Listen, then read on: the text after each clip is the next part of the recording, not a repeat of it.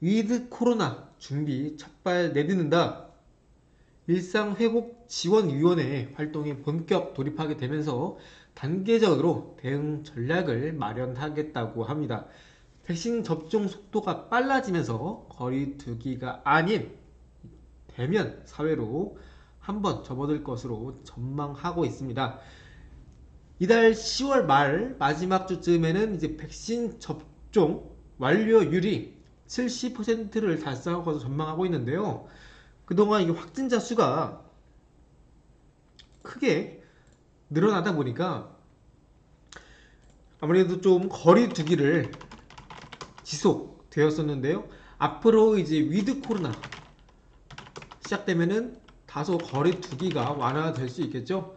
그렇게 되면서 앞으로 증시를 바라보는 관점이 바뀌셔야 안정적인 수익률을 거둬갈 수 있을 것으로 판단하고 있습니다.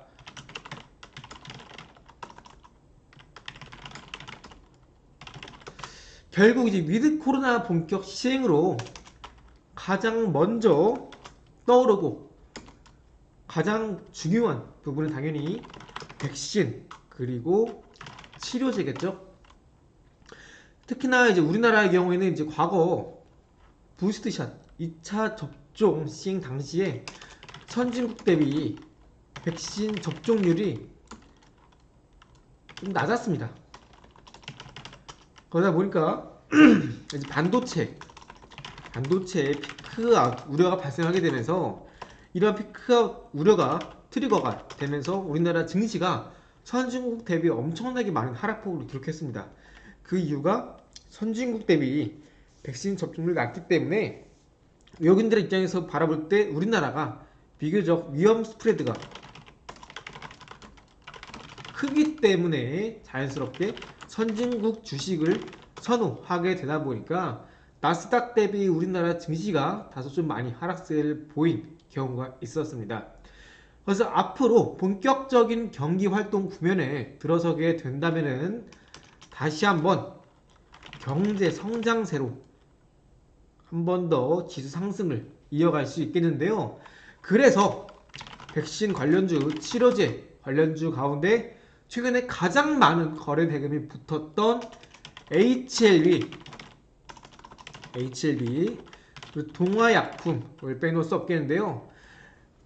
HLB 같은 경우에는 자, HLB 같은 경우에는 베트남 나노젠 지분을 인수해서 적어드리면서 진행할게요. HLB 같은 경우에는 이제 베트남의 나노젠 지분을 이제 어느 정도 갖고 있는 기업입니다. 그러면서 판권을 인수하게 됐기 때문에 앞으로 백신 사업을 본격적으로 진행함에 따라서 수혜를 받을 것으로 기대를 하고 있습니다. 그렇기 때문에 이제 최근에 HLB가 나노젠 판권 확보와 더불어서 백신 유통 위해서 탑업인 증권도 같이 출자를 통해 인수를 하게 되었습니다. 사업적 측면에서 HLB 무난하게 잘 진행해주고 있고요. 동아품의 경우는 경구제, 경구용 치료제, 임상 이상 진행 중에 있고 최근에 미국 상원의원이 긴급 승인해야 돼요. 부대소니드 긴급 승인해야 된다 라는 발언을 하게 되면서 관련주 동아약품이 부각되면서 한번 급등을 보인 이력이 있습니다. 이게 최근에 동아약품 주가 흐름이고요. 그래서 최근에 이렇게 HLB 동약품, 백신 관련주와 치료제 하면은 최근에 강한 거래대금이 들어오게 되면서 시장에서 주목을 받은 기업이 이렇게 두 가지 해당합니다. 그런데 이 두 가지 기업 모두 딱 보시면 아시겠지만 섹터가 제약 바이오 섹터입니다. 최근에 이제 지수가 많이 꺾이는 구간에서 특히 제약 바이오 낙폭이 유독 컸었습니다. 그러다 보니까 이 투자를 꺼리신 분들이 계실 텐데 다만 이제 앞으로 제약 바이오 섹터가 좋을 수밖에 없는 이유는 물론 현재 시장이 어느 정도 빠진 부분도 대부분은 이제 업종 섹터별로 투자를 하기에 좋은 시기라고 판단이 됩니다만 그래도 제약 바이오 같은 경우에는 하반기에 주요 상장사의 임상이 대거 포진되어 있습니다. 임상 파이프라인이 대거 포진되어 있고 그리고 확진자 증가세와 함께 경기 둔화 국면에서 당분간 저금리 기조가 유지되면서 고성장주가 부각이 될 수밖에 없다는 점, 그리고 주요 굵직한 학회와 4분기에 대거 집중되어 있기 때문에 관련 파이프라인 인상 모멘텀을 가진 제약바이오 기업들의 상승세가 특히 부각될 수 있다라는 점, 이 세 가지를 통해서 현 시점 시장이 많이 빠지기도 했지만 제약바이오 섹터 투자하실 때 이 세 가지 이유 꼭 기억하시면서 투자 포인트로 잡아가시면 되겠습니다. 이러한 이유로 보았을 때 여전히 제약바이오 섹터는 현 시점 충분히 담아가 볼만한 저가의 위치에 있다 라고 판단이 됩니다. 자, 그렇다면 이제 비대면에서 대면으로 일상생활 복귀 시에 코로나로 타격을 입은 종목들의 수혜도 자연스럽게 한번 기대해 볼 수 있겠죠. 대표적으로 엔터주 그리고 여행 쪽, 이게 두 가지를 뽑을 수 있겠는데요. 엔터 쪽에서는 당연히 시가총액 1위 최근에 신규 상장된 구 빅히트, 현재는 하이브입니다. 하이브. 이 하이브가 주목할 만 하겠습니다. 같이 띄워드리면은 이 하이브라는 기업이 최근에 시장에서 엄청나게 이슈가 됐었어요. 미국의 이제 대표적인 잘 나가는 가수 있죠. 저스틴 비버 그리고 아리아나 그란데가 속한 이타카 홀딩스를 1조 투자로 지분 인수하게 되면서 본격적인 플랫폼 기업으로의 파격적인 행보를 이어나가고 있습니다.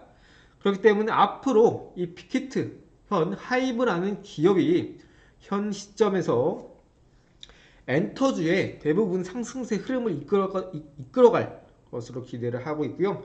앞으로 이제 본격적인 레벨 업체로서 꾸준하게 성장세를 이어갈 것으로 기대를 하고 있습니다.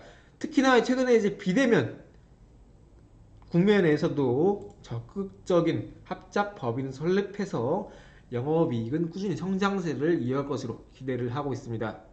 여기에 이어서 이제 여행 쪽 한번 볼게요. 여행 쪽은 팬데믹 이후에 이제 많은 분들이 여행을 못했죠. 그렇기 때문에 앞으로 이러한 부분이 풀리게 되면은 그동안 억눌린 수요가 여행 쪽에서 폭발적으로 증가할 수 있기 때문에 대부분 여행 섹터는 실적이 아주 큰 폭으로 성장할 가능성이 매우 높겠습니다. 그렇기 때문에 아직까지 여행주가 물론 어느 정도 반등을 보여줬다라고 하지만 뭐 대표적으로 뭐 하나투어도 있고요. 일본 말고 주목으로 볼게요. 일본은 잘 안 보이니까 전체적인 흐름이 하나투어도 있고 모두투어도 있고 어느 정도 시장이 3월달에 팬데믹 이후에 반등을 보인 게 여행 섹터이긴 합니다. 확진자 증가세에도 불구하고요.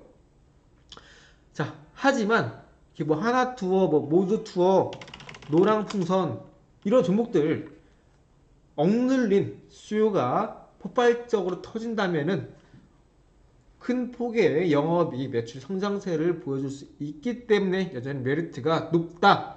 그래서 현재는 이미 시장이 크게 꺾인 이후에 반등 구간이 있기 때문에 사실 뭘 사도 무난한 수익을 내실 수 있는 장세이지만 가급적이면 현재 국면이 비대면에서 전환이 되는 시점이기 때문에 말씀드린 섹터 집중하셔서 잘 분별하셔서 매수하신 다음에 큰 수익을 얻을 수 있는 기업들로 잘 고려하신다면 좋은 결과 있을 것으로 기대하고 있습니다. 다만 뭐 그동안 이렇게 시장이 반등 나올 때 꾸준하게 오를 수 있는 기업을 하시는 게 좋으시고, 다만 성장세가 좀 둔화될 수 있는 기업들은 아무래도 이제 비대면 때 급격하게 주가가 올랐던 예를 들어서 뭐 알서포트라던가 이런 종목들은 매매를 하시면 안 되겠죠. 그렇죠? 사실 간단한데 뭐 원격 의료 이런 아니면 뭐 재택근무 관련주 본격적으로 이제 팬데믹이 터지면서 주가가 폭발적인 성장세를 보였던 기업들은 가능하시면 멀리 하시고, 그동안 이제 팬데믹이 터지면서 피해를 입었던 기업들 위주로 선별적으로 편성을 하시는 게 앞으로 시장 반등 나올 때 꾸준하게 상승세를 보이면서 높은 수익률을 거둘 수 있는 방법이 아닐까 생각이 됩니다. 자, 그래서 오늘 영상 여기서 마치고요. 다음에 더 좋은 영상으로 찾아뵙도록 하겠습니다. 감사합니다.